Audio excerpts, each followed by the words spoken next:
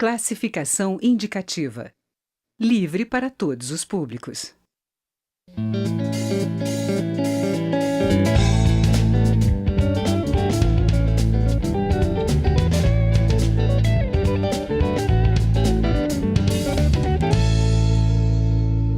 Alunos de todo o país participam de um curso de pós-graduação intitulado A Esquerda no Século XXI. A ideia é fazer um balanço sobre as experiências dos governos de esquerda na América Latina. O deputado Pedro Czai, do PT de Santa Catarina, é o idealizador do curso. Está aqui com a gente nesta edição do Palavra Aberta. Deputado, minha primeira curiosidade, como é que é analisar isso, já que no momento que a gente está tão perto, a gente está no início do século XXI, esses governos, muitos estão no poder ou acabaram de sair do poder, como é que é fazer essa reflexão? Existe o distanciamento necessário para a gente fazer essa reflexão sobre qual é o papel da esquerda nesses governos em vários países? Eu acho que está aí a riqueza.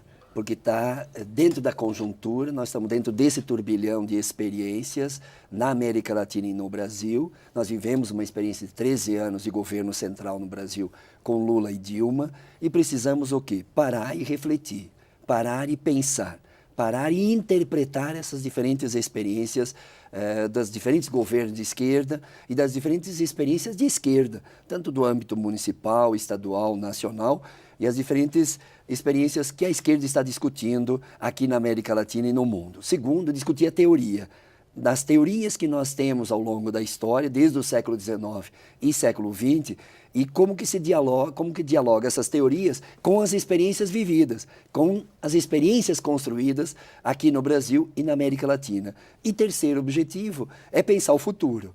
É pensar o futuro a partir desse acúmulo teórico, metodológico, a partir desse pensamento da esquerda no mundo e no Brasil, e a partir das experiências vividas, o que vamos fazer melhor, o que temos que fazer melhor, o que temos que reorientar nossas construções nos governos, nas experiências políticas, nas experiências partidárias, nas experiências sociais. Portanto, esse pensamento da esquerda, ele não é um curso de pós-graduação que quer lá legitimar o que nós fizemos. É um curso de pós-graduação que quer refletir criticamente o que nós fizemos.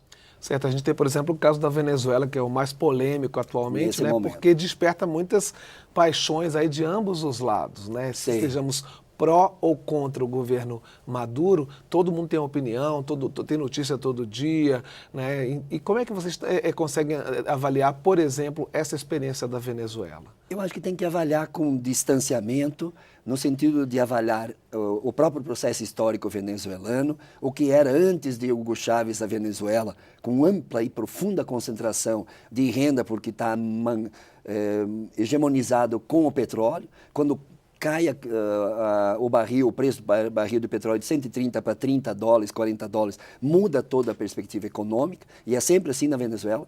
Quando o petróleo está bom, a Venezuela tem melhor condição, quando está com um preço internacional menor, tem crise, e a experiência da esquerda na Venezuela. Nós não temos que fazer elogios só aos governos, nós temos que ver criticamente os governos e ver quantas coisas boas, conquistas que teve para o povo venezuelano nessa experiência. E nós podemos fazer crítica.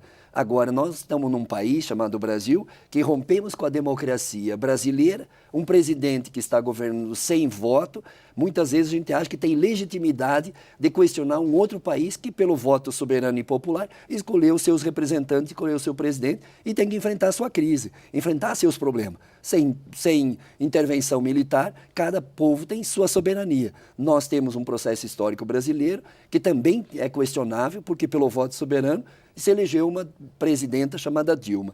Por um processo parlamentar, que eu chamo, não tendo crime de responsabilidade, de golpe parlamentar, destituiu a democracia brasileira e, portanto, nós temos que ver na América Latina também essa experiência de como que a direita, não ganhando eleições, constrói outros caminhos para desestabilizar governos e criar novas formas de poder.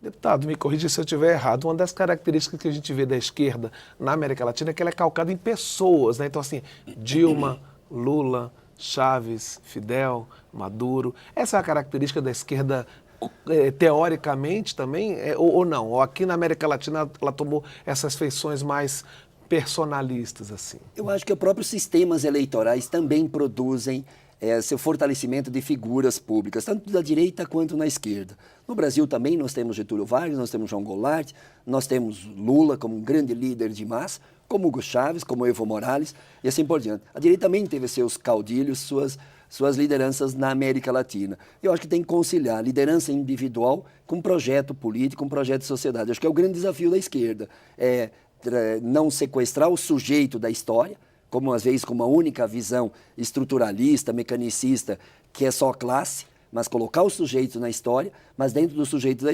história ter um projeto político coletivo de sociedade. Quando o líder de massa contempla o projeto coletivo, bem-vindo o líder de massa. Quando ele se distancia e constrói relações populistas ou autoritárias, aí já é uma outra dimensão no debate da democracia. Como pensar um projeto político dentro da democracia, onde convive um líder que carrega um projeto coletivo e o coletivo participa democraticamente dos destinos da condução desse líder. Eu acho que daí tu supera o populismo, tu supera o autoritarismo e democraticamente tu fortalece o líder, porque esse líder fortalece projetos coletivos de sociedade. Acho que esse é o grande desafio para a América Latina, a partir das experiências de Evo Morales, de Hugo Chávez, ou do Uruguai, do Mujica e de outros, ou do Lula e da Dilma no Brasil.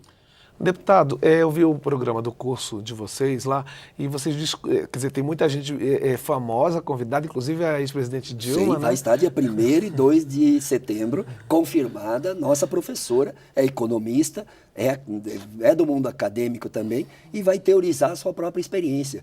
E vai teorizar e os alunos vão questioná-la e não vai ser um lugar para, dizer assim, de chapa branca, mas vai ser um momento de reflexão. E certamente a própria presidenta vai fazer 2, 3 leituras do que significou determinadas opções políticas, por que aconteceu o golpe e o que teve do governo que poderia ter evitado ou não o golpe. Essa é uma pergunta que todos vão fazer para Dilma. Era possível ter evitado o golpe? Se não colocasse o Levi, ajudaria em evitar o golpe? Se tivesse uma articulação política diferente, evitaria o golpe? Entendeu? Então, são perguntas que nós, inevitavelmente, é uma coisa, um pós-graduação sério, decente, ético, não é uma coisa de chapa branca, no sentido de oba-oba. De oba-oba, não, é uma coisa decente. Tanto é que o jornalista Folha de São Paulo participou da primeira aula com a Fernanda Haddad, depois com o professor no dia seguinte, participou no dia e meio, participando da aula, percebendo a seriedade e a profundidade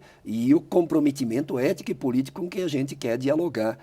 Certo. Deputado, além dos convidados, eu prestei atenção nos temas, né? Vocês falam de movimentos sociais, movimento sindical, no campo, na cidade, diversidade de gênero e de raça, são vários os temas, né? Cultura, não é? É isso. Quer dizer, a ideia de vocês é pensar a esquerda por vários prismas, né? Por vários ângulos, né? Eu acho que essa é a grande riqueza para o século XXI. Não é possível pensar uma sociedade sem rosto de mulheres, sem rosto de negros, sem rosto de camponeses, de agricultores, que se mobilizam, se organizam, sem rosto dos trabalhadores e do espaço urbano hoje no país. Emerge a necessidade de um grande enfrentamento sobre as grandes contradições urbanas da cidade brasileira, das grandes metrópoles, etc. Então, por isso que a gente vai ter professores da academia, que não tem filiação partidária, grandes doutores. Vamos ter professores que participaram de governos, como o ex-governador Olívio Dutra, ex-presidente como a Dilma, como professora do POS,